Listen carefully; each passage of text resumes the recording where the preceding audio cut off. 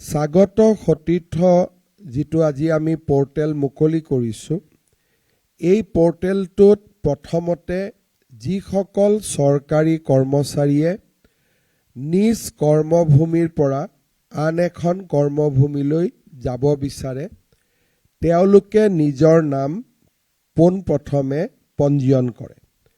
পঞ্জীয়ন কৰাৰ পিছত যেতিয়া সকলোৱে পঞ্জীয়ন কৰে কোনে ক'ত যাব বিচাৰিছে পঞ্জীয়নৰ সময়ত তেখেতসকলে 5খন জিলাৰ নাম আগবঢ়ায়। আজি কম্পিউটাৰৰ এটা ক্লিপৰ জৰিয়তে এই কাম সমাধান হৈছে। মোৰ এটা কমিটমেণ্ট আছিলে যে এটা বিত্তীয় বৰ্ষত আমি দুবাৰ এই পোৰ্টেলটো খুলিম।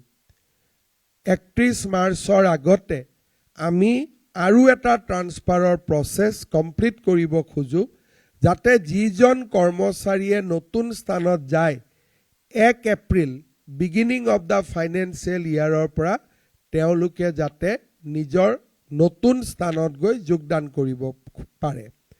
ইয়াত আৰু এটা আছে যে যিগৰাকী ব্যক্তিয়ে এবাৰ এই স্বাগত সতীৰ্থ পোৰ্টেলৰ জৰিয়তে সুবিধা পালে তেওঁ আৰু দ্বিতীয়বাৰ আবেদন কৰিব নোৱাৰে।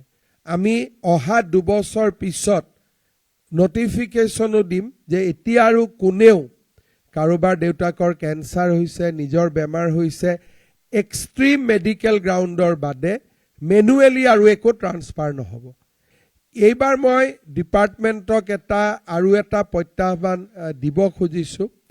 আমি টাৰ্গেট কৰিব লাগে যে গোটেই কামটো 7 মাৰ্চৰ আগত যাতে হৈ যায় আৰু ইলেকশ্যন কমিশ্যন অফ ইণ্ডিয়াকো আমি জনাব লাগে যে যদি মডেল কোড অফ কণ্ডাক্ট আহেও এই কামটোত যাতে আমি এক্সেমশ্যন পাওঁ বিকজ এইটো কোনো পলিটিকেল নহয়, ইট ইজ এটা ট্ৰান্সপাৰেণ্ট ব্যৱস্থা এটা আৰু আমি before code of conduct we have started the process.